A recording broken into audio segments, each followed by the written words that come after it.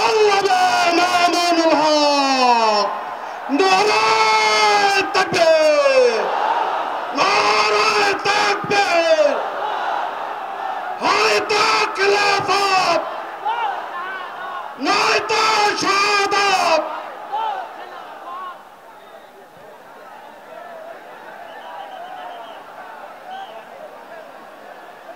আসসালামু আলাইকুম ওয়া রাহমাতুল্লাহ। আলহামদুলিল্লাহি রাব্বিল আলামিন, ওয়াসসালাতু ওয়াসসালামু আলা সাইয়্যিদিল আমবিয়া'i ওয়াল মুরসালিন ওয়া আলা আলিহি ওয়া আসহাবিহি আজমাইন। আউযু বিল্লাহি মিনাশ শাইতানির রাজীম। বিসমিল্লাহির রহমানির রহিম। আল্লাযীনা ইম্মাক্কান্নাহুম ফিল আরদ আকামুস সালাতা ওয়া আতাউয যাকাতা ওয়া আমারু বিল মা'রুফি ওয়া নাহাউ আনিল মুনকার। সাদাকাল্লাহুল আযীম। আন্দোলনরত ৮ দলের উদ্যোগে আয়োজিত খুলনা বিভাগীয় মহাসমাবেশে উপস্থিত সংগ্রামী সভাপতি, ইসলামী আন্দোলন বাংলাদেশের মোহতারাম আমির পীর সাহেব চরমোনাই হযরত সৈয়দ মুফতি মোহাম্মদ রেজাউল করিম, উপস্থিত সম্মানিত প্রধান অতিথি বাংলাদেশ জামায়াতে ইসলামের আমির জনাব ডক্টর শফিকুর রহমান সহ আন্দোলনরত ৮ দলের কেন্দ্রীয় নেতৃবৃন্দ, বিভাগীয় জেলা নেতৃবৃন্দ, সর্বস্তরের খুলনা বিভাগের প্রাণপ্রিয় আমার তৌহিদি জনতা, সর্বস্তরের বাংলাদেশের নাগরিক বৃন্দ, আজ বাংলাদেশের জুলাই অভ্যুত্থান পরবর্তী, জুলাই বিপ্লব পরবর্তী বাংলাদেশে দাঁড়িয়ে এ পর্যায়ে আমরা স্পষ্ট দেখতে পাচ্ছি বাংলাদেশের মানুষ 2 ভাগে বিভক্ত। একটি ভাগ জনবিচ্ছিন্ন,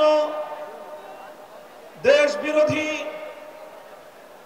বিদেশি আধিপত্যবাদের এজেন্ডা বাস্তবায়নকারী, ভিন্ন দেশের দালাল এবং ভিন্ন দেশের পদলেহী একটি গোষ্ঠী বাংলাদেশে আছে। আরেকটি পক্ষ বাংলাদেশের স্বাধীনতাকামী, বাংলাদেশের দেশ এবং জনগণের অধিকার রক্ষায় তারা তৎপর। এই হলো 2 পক্ষ। এই 2 পক্ষকে আরো সংক্ষিপ্তভাবে আমি চিহ্নিত করে থাকি। বলি, বাংলাদেশ আজ 2 ভাগে বিভক্ত।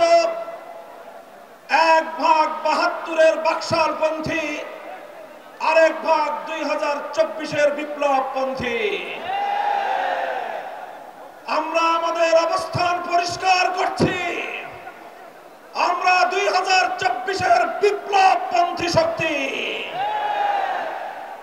আমি সকল রাজনৈতিক পক্ষগুলোকে জাতির সামনে যার যার অবস্থান পরিষ্কার করার আহ্বান জানাই। হয় আপনি 24-এর জুলাইপন্থী, হয় আপনি 24-এর বিপ্লবপন্থী, হয় আপনি বৈষম্য বিরোধী বাংলাদেশের পন্থী, আর না হয় আপনি ৭২-এর বাকশালের দোসর। স্পষ্ট ভাষায় ঘোষণা করতে চাই, রক্তের সাগর পেরিয়ে 24-এর জুলাই বিপ্লবের পর 5ই আগস্ট মহান বিপ্লবের মধ্য দিয়ে যেই ফ্যাসিবাদ বাংলার সীমান্ত থেকে বিতাড়িত করা হয়েছে, সেই ফ্যাসিবাদ এবং তার কোন দোসর বাংলার ক্ষমতার মসনদে আর আসতে পারবে না ইনশাআল্লাহ। সংগ্রামী দেশবাসী, আমরা বলতে চাই, জুলাই সনদ স্বাক্ষরিত হয়েছে। জুলাই সনদের আইনি ভিত্তির জন্য আমরা ঐক্যবদ্ধ হয়েছিলাম।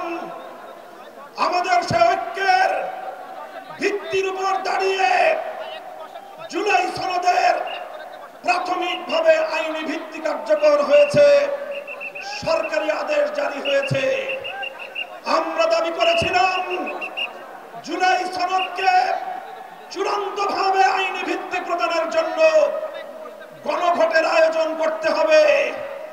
বাংলার মানুষ সেই গণভোটের মাধ্যমে ইনশাআল্লাহ জুলাই সনদকে চূড়ান্তভাবে আইনি ভিত্তি প্রদান করবে।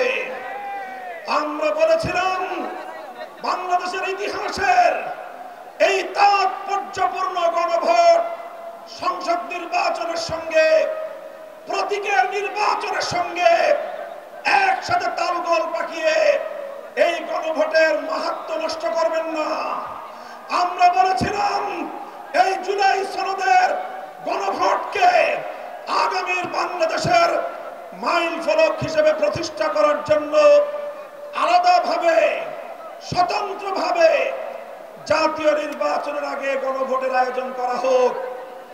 কিন্তু আমরা দেখছি যারা জুলাই সনদের, যারা জুলাই বিপ্লবকে আন্তরিকভাবে গ্রহণ করতে পারে নাই, যারা জুলাই বিপ্লবের বৈষম্য বিরোধী চেতনাকে ধারণ করতে পারে নাই, যারা জুলাই বিপ্লবের ফ্যাসিবাদ বিরোধী সংগ্রামকে ভালোভাবে গ্রহণ করতে পারে নাই, ষড়যন্ত্র করে পর্দার পেছন থেকে কলকাঠি নাড়িয়ে জুলাই সনদের গণভোটকে একই দিনে বাস্তবায়ন করার জন্য বর্তমান সরকারকে তারা বিভ্রান্ত করেছে, পথভ্রষ্ট করেছে।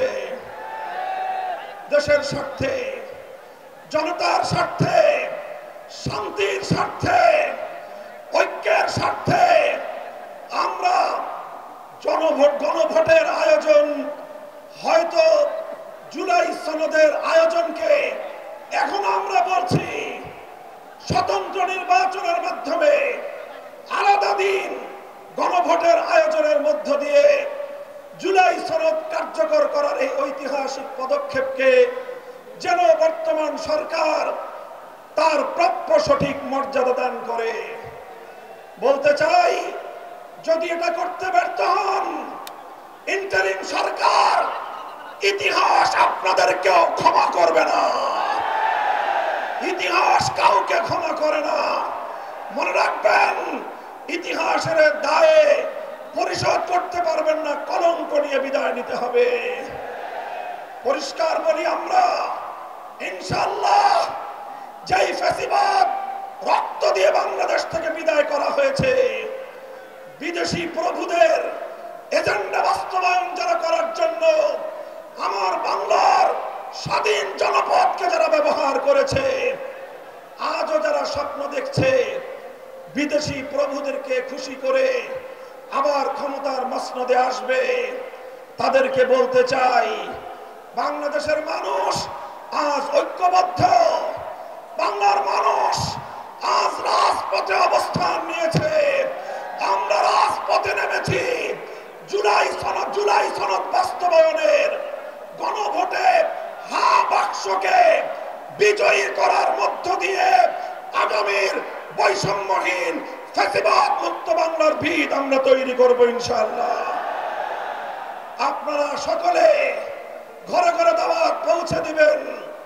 দলীয় প্রতীকে নির্বাচনের পাশাপাশি, দলীয় প্রতীকে ভোট দেওয়ার পাশাপাশি গণভোটে হা বাক্সে ভোট দিতে হবে। যদি কেউ এই গণভোটে না ভোটের ক্যাম্পেইন করেন, ধরে নেব আপনারা ফ্যাসিবাদের দোসর। ইনশাআল্লাহ আমরা রাজপথে আছি। লেভেল প্লেইং ফিল্ড যদি তৈরি করতে ব্যর্থ হয় সরকার, নির্বাচন নিয়ে কোনো অনিশ্চয়তা দেখা দিলে সরকারকেই তার দায় গ্রহণ করতে হবে। সংগ্রামী সাথী ও বন্ধুগণ, এভাবে রাজপথে যে মহান ঐক্য গড়ে উঠেছে, সে ঐক্যে ৮ দল মোহনায় মিলিত হয়েছে। ইনশাআল্লাহ জুলাইপন্থী প্রতিটি রাজনৈতিক পক্ষকে দেশকে ভালোবাসতে হলে, আগামী দিনে জুলাই বিপ্লবের চেতনা বাস্তবায়ন করতে হলে ৮ দলের এই মোহনায় মিলিত হওয়া ছাড়া বিকল্প কোনো পথ নাই।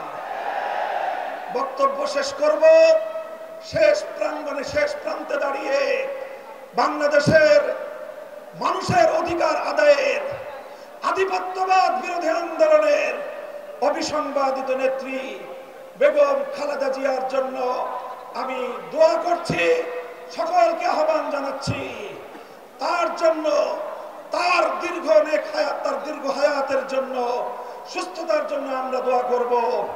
দলীয় সংকীর্ণতার ঊর্ধ্বে উঠে দেশ এবং জাতিকে ভালোবাসতে চাই আমরা। আমাদেরকে বিরোধী পক্ষে ঠেলে দিয়ে আমাদের সঙ্গে যদি কেউ বিরোধ তৈরি করতে আসেন, আমাদের শান্তিপ্রিয় চলার পথে যদি কেউ প্রতিবন্ধকতা তৈরি করতে আসেন, রাজপথে মোকাবেলা করব আমরা ইনশাআল্লাহ। এই প্রস্তুত থাকবেন তো? জীবন দিতে হলে জীবন দেব, রক্ত দিতে হলে রক্ত দেব। দেশ এবং জাতির প্রশ্নে কারো কাছে মাথা নত করব না, দেশের প্রশ্নে কোনো আপোষ করব না। মাথা নত করেছি একজনের কাছে। কার কাছে? ইনশাআল্লাহ আল্লাহর রহমতে আগামীর বাংলাদেশ হবে ইসলামের বাংলাদেশ।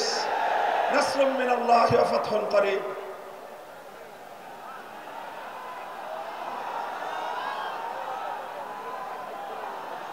আসসালামু আলাইকুম ওয়া রাহমাতুল্লাহি ওয়া বারাকাতুহু।